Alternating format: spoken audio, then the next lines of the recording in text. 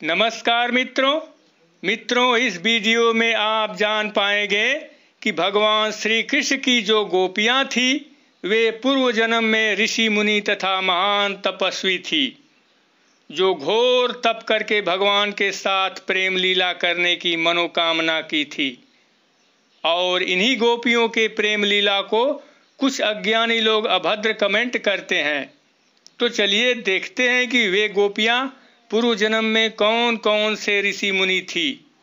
मित्रों, गीता का एक बहुत ही महत्वपूर्ण श्लोक है, यदा यदा हि धर्मस्य ग्लानिर्भवति भारत अभ्युत्थानम् अधर्मस्य तदात्मानं सृजाम्यहम्। अर्थात भगवान विष्णु स्वयं कहे हैं, जब जब धर्म की हानि और अधर्म की वृद्धि होती है तब तब धर्म की स्थापना हेतु मैं पृथ्वी पर किसी न किसी रूप में प्रकट होता हूँ। मित्रों, जब भगवान प्रकट होते हैं तब उनके साथ देवता लोग भी किसी न किसी रूप में जन्म लेते हैं तथा साथ में ऋषि मुनि और तपस्वी लोग भी उनके निकट के स्थान पर आकर निवास करते हैं। इसी क्रम में जब भगवान विष्णु ने द्वापर युग में यदुवंश में वासुदेव जी के पुत्र रूप में जन्म लिए, तब उनके साथ ही देवता लोग भी यदुवंश में जन्म लिए, जिसके बारे में विष्णु पुराण के ये श्लोक खुद बयां करते हैं। आप लोग देख सकते हैं।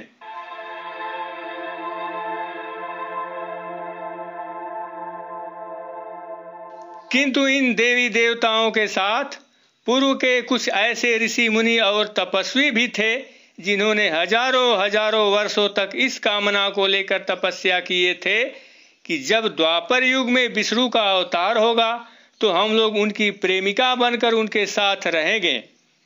तो कुछ ने यह मनोकामना कर रखी थी कि उस समय हम उनकी माता बनोगी, और कुछ ने विष्णु के पिता बनने की कामना कर रखी थी।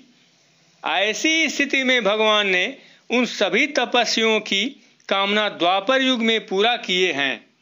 पूर्व काल के वे सभी तपस्वी कौन कौन थे, उन्हीं के बारे में विस्तार से बताऊंगा, जिसका वर्णन भगवत महापुराण के 10वें स्कंद के 8वें अध्याय में श्री कृष्ण लीला की समीक्षा की गई है। उसी के आधार पर इनको बताऊंगा, जिसमें लिखा है कि भगवान के श्री रामावतार में उन्हें देखकर मुग्ध होने वाले, अपने आप को उनके स्वरूप सौंदर्य पर न्यौछावर कर देने वाले सिद्ध ऋषिगण, जिनकी प्रार्थना से प्रसन्न होकर भगवान ने उन्हें गोपी होकर प्राप्त करने का वर दिया था, तब वे सभी ब्रज में गोपी रूप से अवतीर्ण हुए थे। उसी क्रम में एक उग्रतपा नाम के ऋषि थे। वे अग्निहोत्री और बड़े दृढ़व्रती थे। उनकी तपस्या अद्भुत थी। उन्होंने पंचदशाक्षर मंत्र का जाप और रसोन्मत 9 किशोर श्याम सुंदर का ध्यान किया था। तब 100 कल्पों के बाद वे सुनंद नामक गोप की कन्या सुनंदा हुए, तथा इसी क्रम में एक सत्यतपा नाम के ऋषि थे। वे सूखे पत्तों पर रहकर दशाक्षर मंत्र का जाप और श्री राधा जी के दोनों हाथ पकड़कर नाचते हुए श्री कृष्ण का ध्यान करते थे। तब 10 कल्पों के बाद वे सुभद्र नामक गोप की कन्या सुभद्रा हुए, तथा इसी क्रम में हरिधाम नाम के एक ऋषि थे।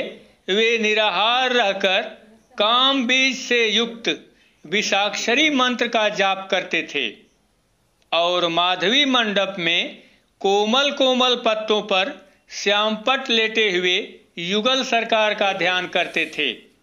तब वे 3 कल्प के पश्चात वे सारंग नामक गोप के घर रंगवेड़ी नाम से अवतीर्ण हुए। इसके बाद जबाली नाम के एक ब्रह्मज्ञानी ऋषि थे। उन्होंने एक बार विशाल वन में विचरण करते हुए एक जगह बड़ी बावली यानी बड़ा तालाब देखी। उस बावली के पश्चिम तट पर बड़ के नीचे एक तेजस्विनी स्त्री कठोर तपस्या कर रही थी। वह बड़ी सुंदर थी। चंद्रमा की शुभ्र किरणों के समान उसकी चांदनी चारों ओर छिटक रही थी। उसका बायां हाथ अपनी कमर पर था और दाहिने हाथ से वह ज्ञान मुद्रा धारण किए हुए थी। जबाल के बड़े नम्रता के साथ पूछे जाने पर उस तपस्वी ने बताया, मैं वह ब्रह्म विद्या हूं जिसे बड़े बड़े योगी ढूंढा करते हैं। मैं श्री कृष्ण के चरण कमलों की प्राप्ति के लिए इस घोर वन में उस पुरुषोत्तम का ध्यान करती हुई दीर्घ काल से तपस्या कर रही हूं। मैं ब्रह्मानंद से परिपूर्ण हूं और मेरी बुद्धि भी उसी आनंद से परितृप्त है, परंतु श्री कृष्ण का प्रेम मुझे अभी प्राप्त नहीं हुआ है, इसलिए मैं अपने को शून्य देखती हूं। तब ब्रह्मज्ञानी जबाली ने उसके चरण पर गिरकर दीक्षा ली और एक पैर से खड़े होकर बड़ी कठोर तपस्या करते रहे। तब 9 कल्पों के बाद प्रचंड नामक गोप के घर वे चित्रगंधा के रूप में प्रकट हुए। मित्रों, इसी तरह से और भी बहुत से तपस्वी थे जिन्होंने भगवान श्री कृष्ण की प्रेमिका बनने के लिए घोर तपस्या किए थे। इसी के संबंध में एक बार भगवान श्री कृष्ण ने गोपियों से कहा, गोपियों, तुम लोग लोक और परलोक के सारे बंधनों को काटकर मुझसे निष्कपट प्रेम किया है।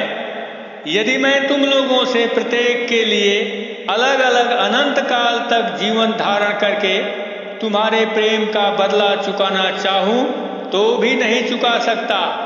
मैं तुम्हारा ऋणी हूं और ऋणी ही रहूंगा। किंतु भगवान और इन गोपियों के प्रेम लीला को कुछ अज्ञानी लोग उल्टा समझकर इनके प्रेम को अभद्र कमेंट करते हैं। इतना ही नहीं, आजकल समाज में कुछ ऐसे कथावाचक यानी प्रवचन करने वाले हैं जिनकी रोजी रोटी ही प्रवचन करना है। उनमें से कुछ अज्ञानी ऐसे हैं जिन्होंने भगवान के इस प्रेम लीला को बहुत ही घृणित कमेंट किए हैं। क्योंकि कुछ ही समय पूर्व में एक यूट्यूबर हैं जिनका नाम ओम यादव है, उन्होंने एक ऐसे ही कथावाचक के बारे में बताए थे, किंतु दुख है कि उनका वीडियो डिलीट करवा दिया गया।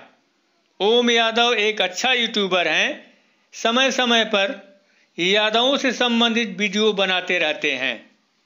तो मित्रों, भगवान श्री कृष्ण के परम पवित्र प्रेम लीला के उन महान तपस्वियों की कथा कैसी लगी अवश्य बताइएगा। फिर मिलेंगे एक नए वीडियो के साथ। तब तक के लिए नमस्कार।